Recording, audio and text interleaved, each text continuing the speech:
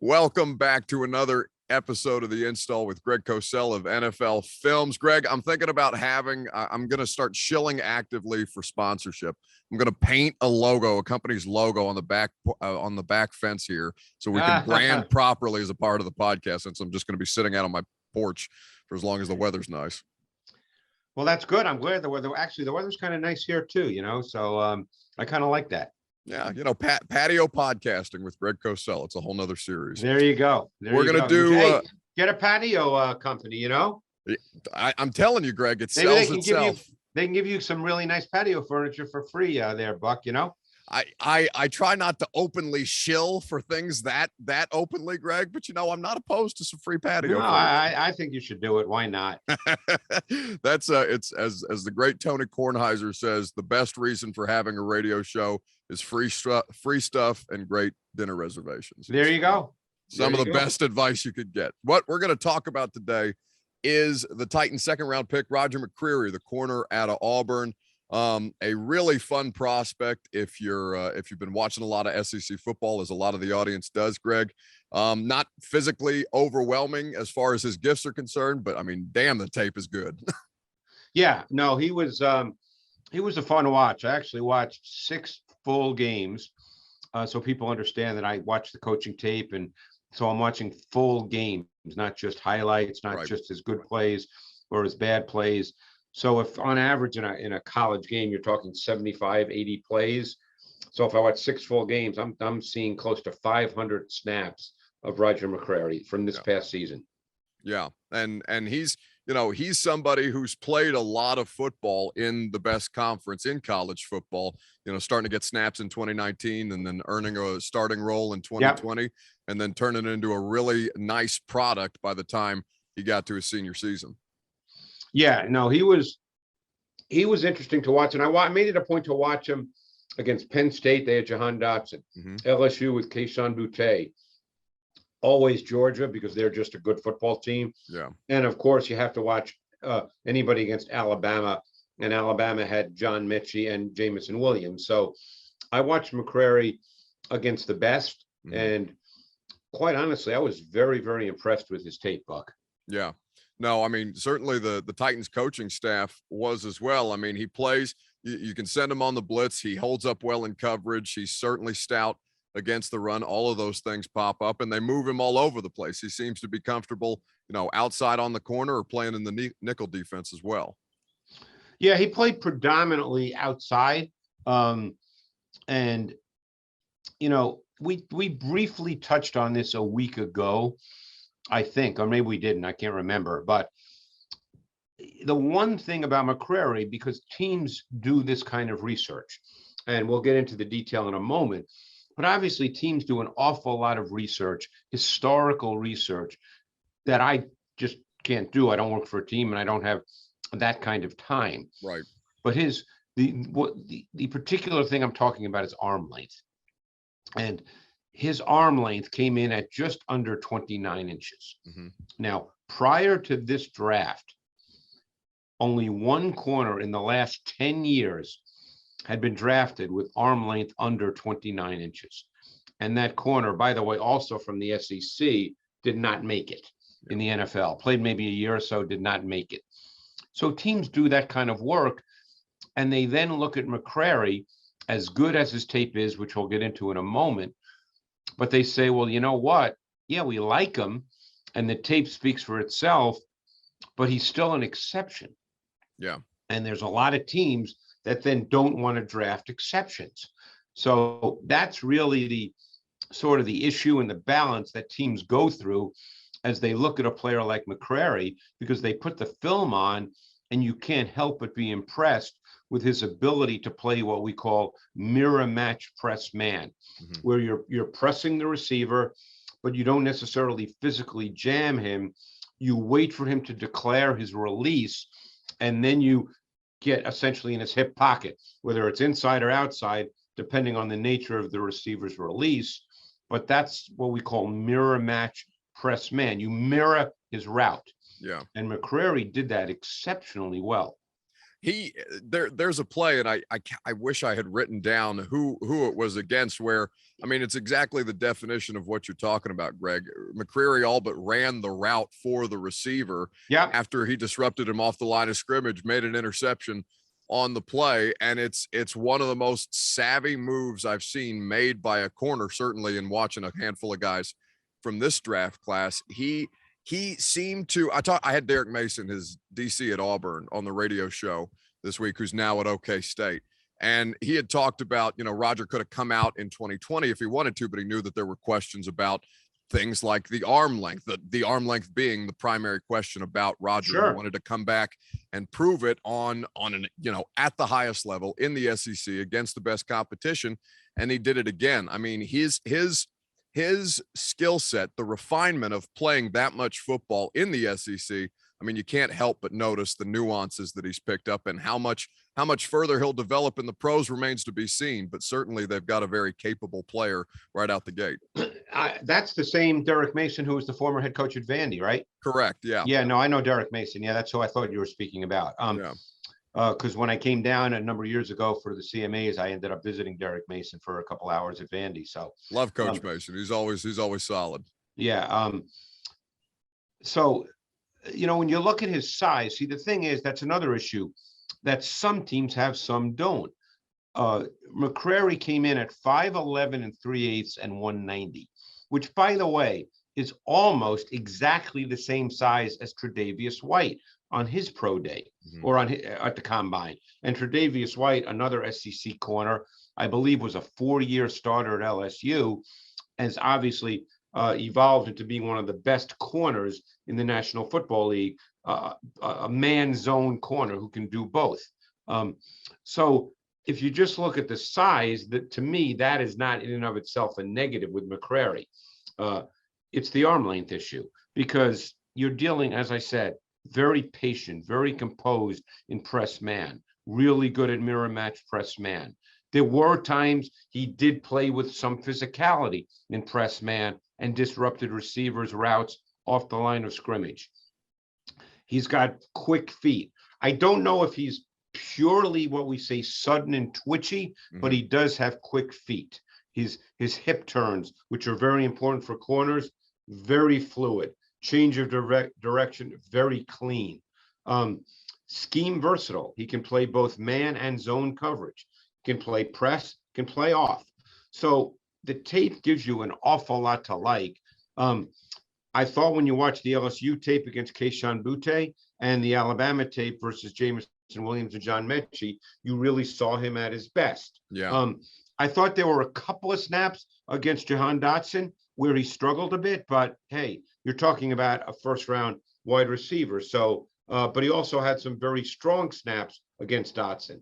So I thought he was a really good prospect based on tape study. Sure. In the case of the Penn State tape against Dotson, Greg, obviously, as you said, it's a first-round wide receiver. They're going to make plays to corners, understand that at any level. Yes. Was there anything in particular that stood out about the way that Dotson was able to make some plays on Roger McCreary, as far as what, how he attacked him in coverage? I can't remember the specifics because I did McCreary a while ago. Sure. But I did make a note in my sheet that they were on vertical routes and crossers. Okay. That he ran away from McCreary a couple of times. Yeah. So it was those kinds of routes. But that did not happen when he played Butte and Jamison Williams. So it may have just been, who knows the reason, I can't answer that. But I don't view that as a negative on McCreary. If you play corner, whether you're in the SEC, Buck, or in the NFL, you are going to get beat no matter how good you are. Yeah, and it's never seemed to affect him when he was beaten as far as his play was concerned. Greg, obviously the secondary here has been in a bit of a reshuffling over the course of the past couple of years, but now with including McCreary has a lot of interesting parts and pieces that predicate on whether Caleb Farley can give them starting snaps right out the gate. It's my understanding that he's healthy and that he will be participating when it comes time for the vets to get on the practice field as we work through the phases of the offseason at this point. And if I recall from your analysis, he's best suited as an outside corner, given his traits and his skill set, and the fact that he's still kind of learning the position. With McCreary adding in to this secondary, this gives them a lot of different parts to mix and match with. But Farley is a big question mark in the middle of all this. Yeah, and he was obviously a first-round pick and would have been a higher first-round pick if not for the injuries. I think in an ideal world, and only the coaching staff could answer this, that they would like Fulton and Farley to be the outside corners. Yeah. Farley certainly has outstanding length for the position. He's a really fluid athlete. For a man that size, he's a little twitchy.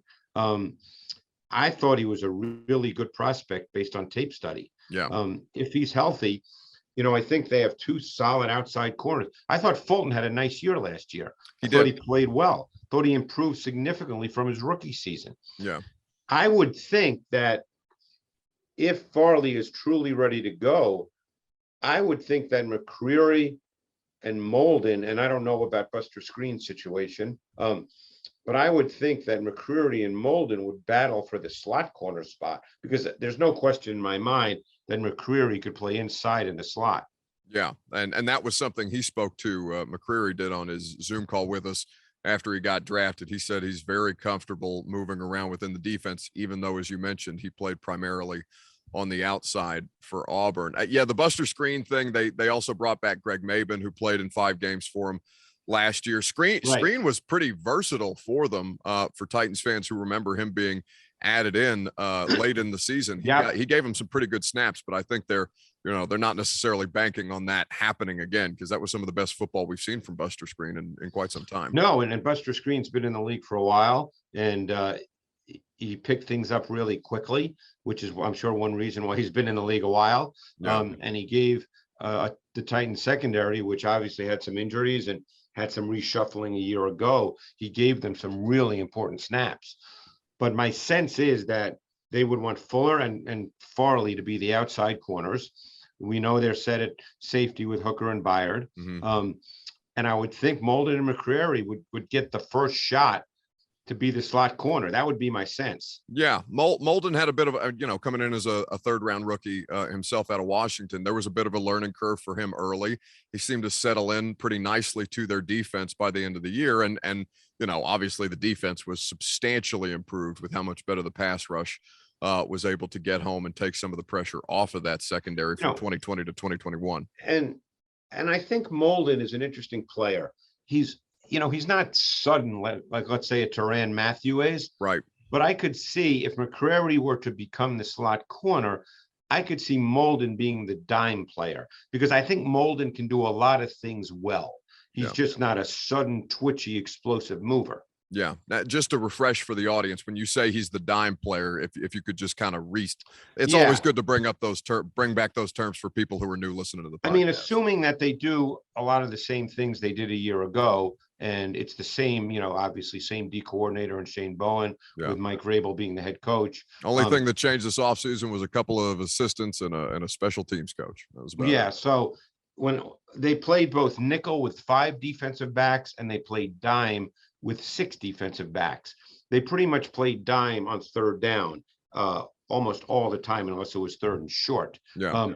And a year ago, they would play Dane Cruikshank, who's obviously not there anymore. He would be the dime safety a year ago, and very often they used him as a man-to-man matchup on tight ends. I don't know who they see as that player right now, but I could see Molden being that dime player.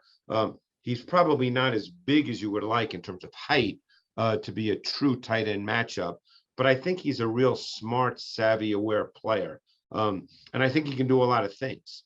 Yeah, they really, not necessarily, I don't want to say that they tripped and fell into something good with Cruikshank last year, but he had struggled to find a role in their defense for his first couple of years on the roster. And once they had him honed in on that tight end role that he was playing in their dime defense, he's got the he's now in Chicago. He had the physical gifts to really, really match up well with those players, and made a lot of plays against some significant star power at the tight end position. I mean, this has a chance to be a pretty good defense. Obviously we know about the front, pretty much everybody's back. Yeah. the linebackers, it looks like it'll be Long and Cunningham on the inside. Yep, that's the plan. Yeah, I mean, that's a pretty good duo right there. David Long was really, really good a year ago. Cunningham's a good player. He's got length. He can do a lot of different things. So they should have a good defense with the continued improvement of Fuller. We know about Byard. Hooker's just a solid all-around player. Much depends really on Farley and who's going to win the slot corner job, because that's a very important position. Yeah, without question. In today's NFL, there is no disputing that, and they'll get tested early. Greg, we joked before we came on air, but as we tape this podcast, the NFL schedule is going to be released tomorrow, and the only game that we do know for certain that is on the Titans schedule is week 2 at Buffalo. Not only did that defense get a pretty substantial makeover on the front seven throughout the course of the offseason, but it's fair to assume that Josh Allen's going to give him a pretty good look right out the gate. And that game is at Buffalo? It's in Buffalo, yes. Yeah. Monday Night Football.